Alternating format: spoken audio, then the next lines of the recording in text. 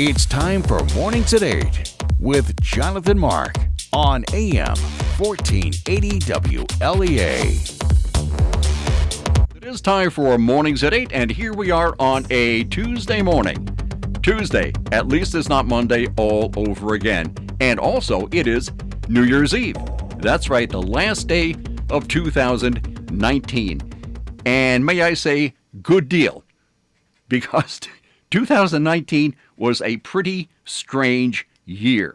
It ended kind of the way it began. So the whole year has been pretty messed up.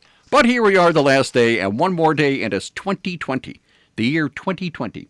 Well, I have a number of stories here about what the 2010s meant. In other words, what things really defined the 2010s. And then I have some predictions made a long time ago for what the world would be like in 2019 and 2020. And some of them are right on the money. Yeah, it's amazing how these people do this. Anyway, let's do the first one here. Let me see. This is from, I found this on MSN, my socialist network, and it's written by Sarah Weingarten. And Ms. Weingarten wrote that she talked to a number of experts, except she didn't say who these experts were or what they were experts in. Nonetheless, she calls them experts. And they came up with a list. I think there are 10 things that defined the 2010s. And we start off with streaming culture. Netflix began its streaming service in 2007, but it didn't start producing its own original content until 2012. Prior to then, your options were binge-watching TV or scouring the movie section for a title you'd actually heard of. So streaming marked the 2010s. And now there is so many new shows on Netflix to keep track of, not to mention Hulu, Amazon Prime, and countless others, that it's really hard to keep track of all that stuff. And with technology like Amazon the Fire Stick, Apple TV, and Google Chromecast, it's never been easier to stream your favorite shows and movies on your TV screen. So easy, in fact, she says that many people don't even have cable anymore. So streaming culture is one of the things that defined the 2010s. Also, in the first decade of the 2000s, we were warned about climate change and global warming and Inconvenient Truth by Al Gore, all that stuff. But the thing really, it really took off in the 2010s. And whether you believe it or not, there it is. Going green were one of the things that defined the 2010s. As a matter of fact, New York is going paper or plastic bag free very soon. I don't know. When does that start? I think it's in March. Yeah, I believe it's in March. But New York State is going paper or a plastic bag free, as is California. So California has banned them entirely. So that's one of the things that's going on there. And of course, we have these plans to fix up the environment. 80 trillion here, 92 trillion there. Who cares? It's only money, right? Okay, so that's what we're going to do. Going green was a big thing in the 2010s. And also, according to Ms. Weingarten and her experts, going viral became a big thing in the 2010s. Going viral was a phrase that took on an entirely different meaning in the 2010s. It's about achieving a high number of views and likes online in a short amount of time. And that's what going viral means. And what went viral over the past decade heavily shaped what the world talked about offline. So sometimes it's hard to really distinguish between what's real and what's not. I don't know, it's very strange, but going viral is a big thing and one of the things that defined the 2010s. The word meme, I think it's M-E-M-E. In 2015, the term meme, it's a joke, usually in photo or video form that goes viral, was added to the dictionary. And it quickly became a fixture in the 2010s. So memes became popular. Okay, going viral, memes, internet, check. What else? The rise of smartphones.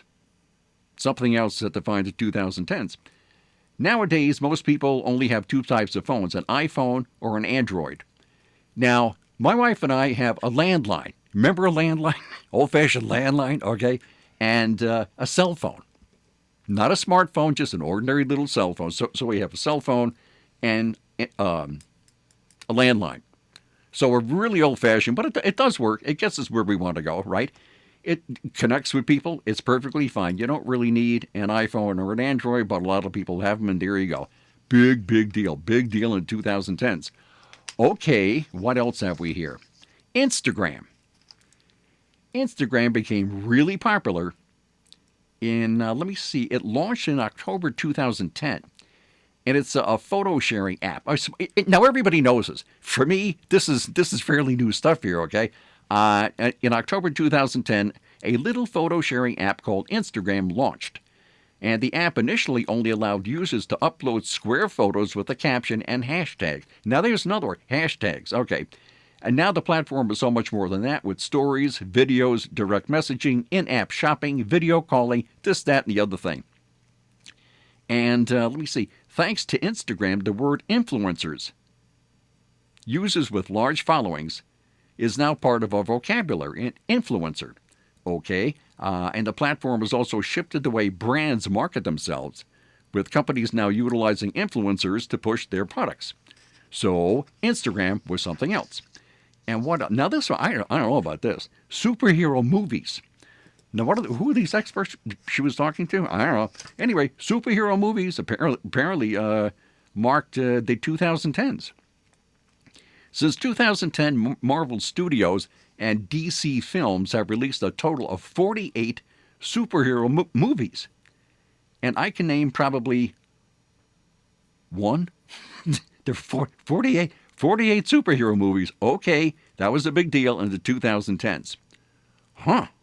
However, those superhero movies became massive blockbusters. So apparently, a lot of people are seriously into doing that. And what else have we here? Superhero movies.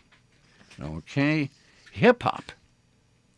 Hip-hop and R&B's musical reign, the 2010s.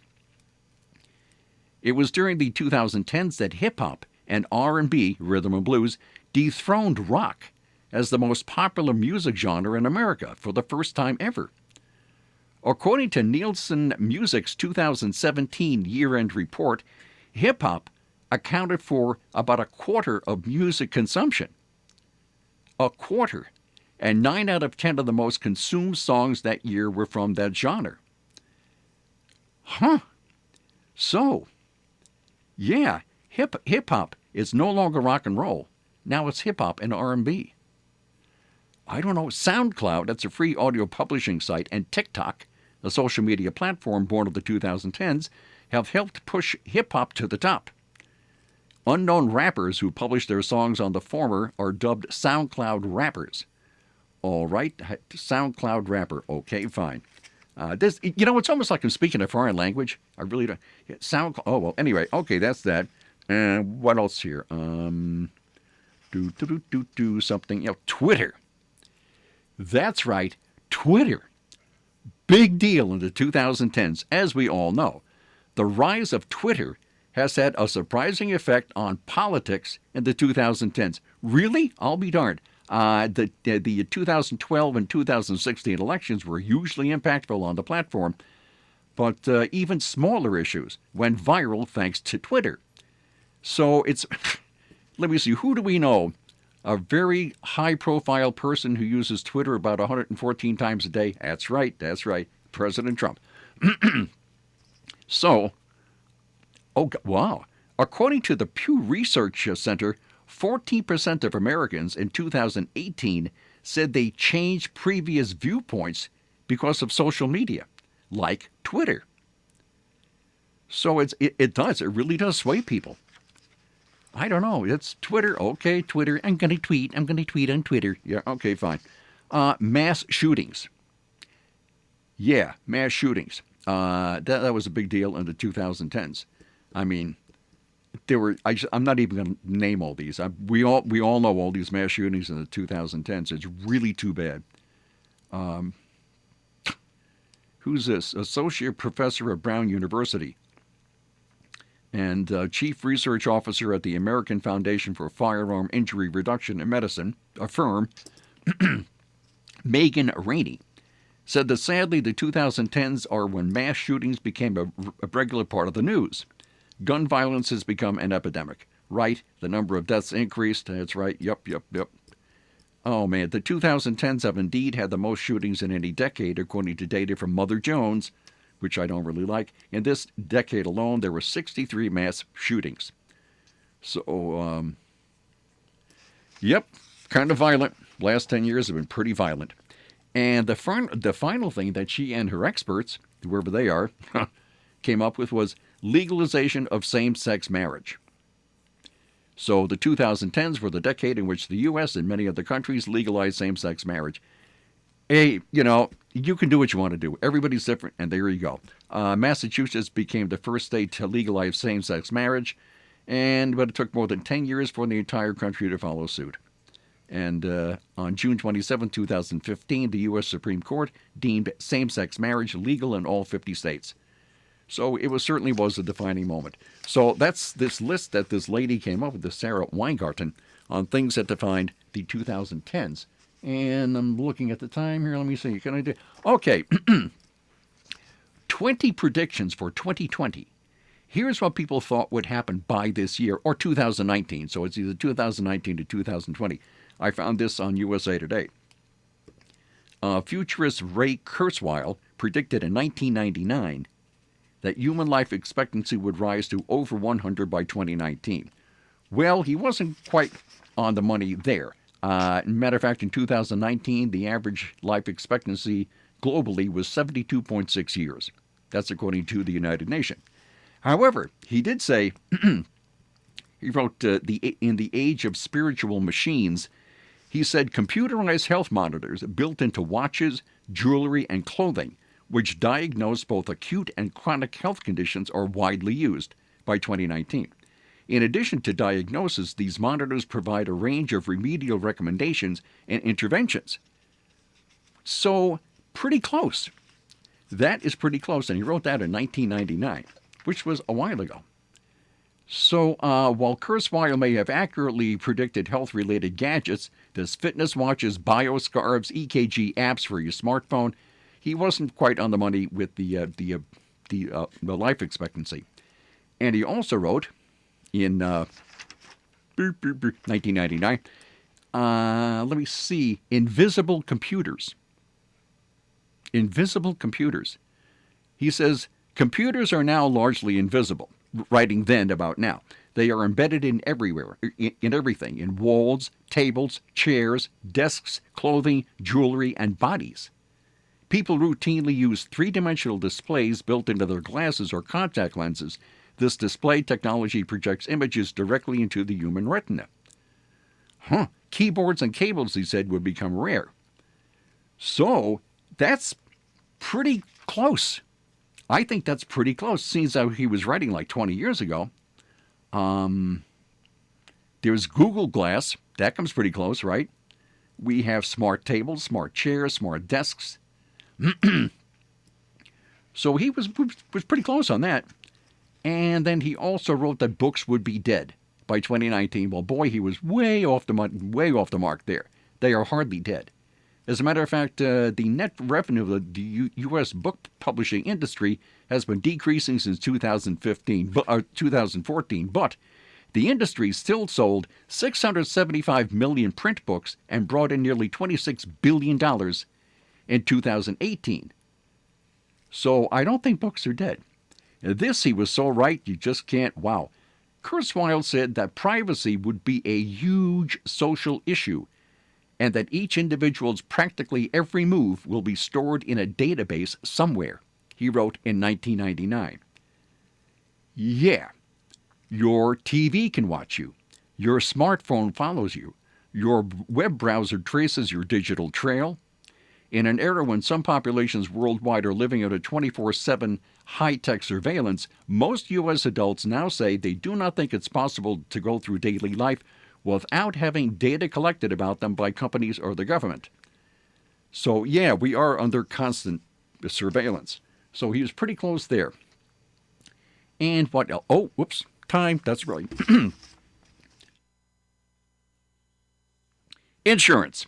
That's right. In these times, you certainly need insurance. Yepper. Everybody needs insurance. You cannot get by without it. And you can do no better anywhere on the planet than contact the Ryan agencies. They have insurance offices in Hornell, Jasper, and Wellsville. They know what they're doing. They are experts. They've been doing it for a long time. And they have contact with all these insurance companies.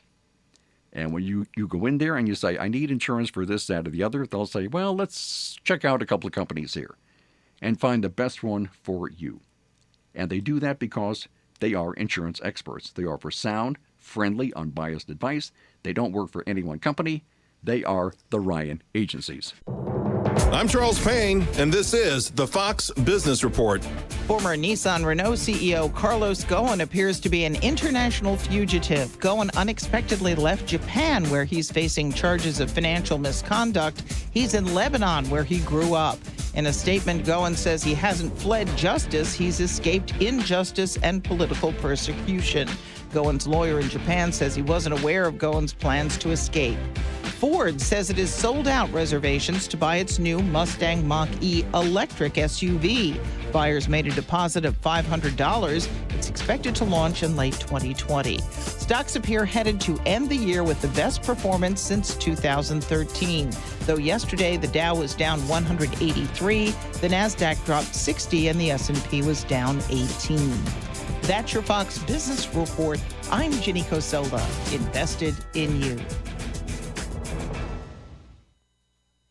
Guys, waking up over and over to pee is not okay. You can reduce those nighttime bathroom trips with the ingredients in Super Beta Prostate P3 Advanced. You can try a full 30-day bottle free. Just pay shipping and handling. No strings attached, no obligations, and no commitments to buy.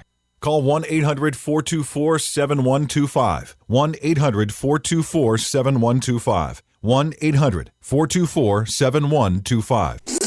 From the Fox Sports Studios in Los Angeles, here's Eddie Garcia. In the NFL, a very uneventful Black Monday. Just one head coach was fired. That was Pat Shurmur of the New York Giants, let go after 2 seasons and a 9-23 record. College football bowl scoreboard. Florida beats Virginia 36-28 in the Orange Bowl. Cal down Illinois 35-20 in the Red Box Bowl. It was Louisville over Mississippi State 38-28 in the Music City Bowl. And in the First Responder Bowl, Western Kentucky beat Western Michigan 23-20. NBA games of note. The Bucks get their NBA leading 30th win of the year with a 123-102 win over the Bulls. The Wizards surprised the Heat 123-105, and the Jazz down the Pistons 104-81. Top 25 college basketball. 4 top 10 teams were in action, including number 1 Gonzaga, who beat Detroit Mercy 93-72. 6th ranked Baylor down Jackson State 83-57. Number 9 Memphis was a winner over Tulane 84-73, and 10th ranked Villanova knocked off Xavier 68-62.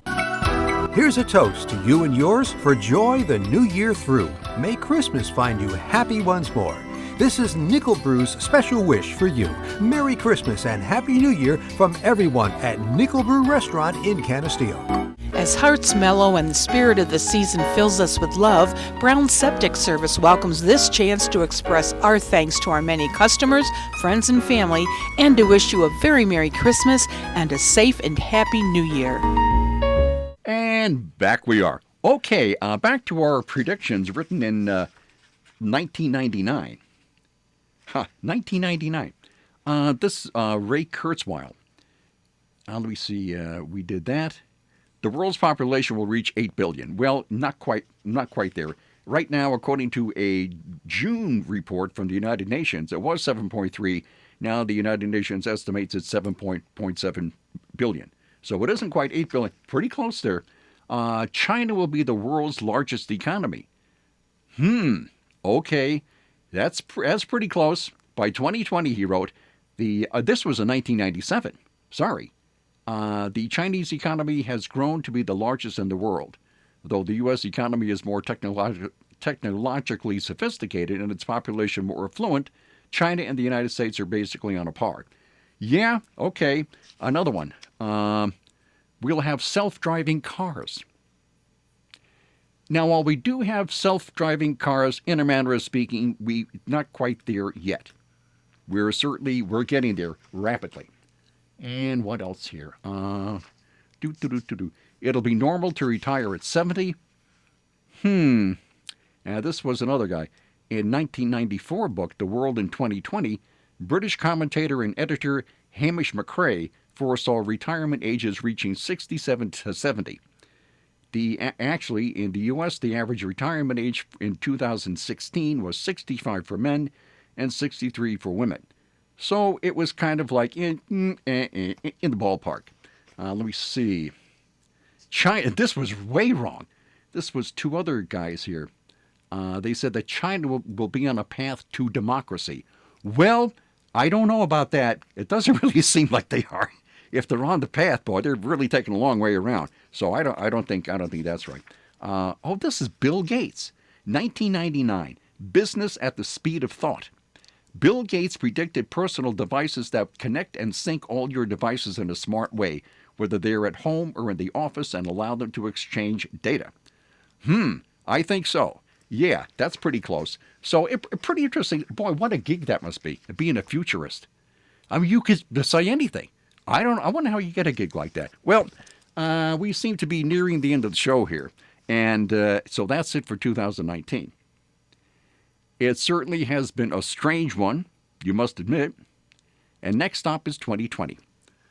Should old anxieties be forgotten? Or something. I don't know how the song goes. Or trading your old anxieties for brand new anxieties. It's a new year. Let me see. And may I add, 2020 is going to be really interesting. Because we have impeachment, right? And we have elections in the same year. Boy, it should be one heck of a ride. I'm not quite sure how it's going to go. But all you can say is just look out, because there should be a very, very interesting time. But, I think if we keep our heads and we consume news not with our emotions, but with our intellect, not the emotions, with our intellect, I think we could probably make it through. It'll be a rough year, but you just got to keep your head and stay cool. So, that seems to be it for this morning's show. So, have a safe and productive 2020. Don't be blown around by any fads or winds that come along or tides that come and go. Stand your ground. You got to stand your ground, And that's it. Happy New Year. Bye.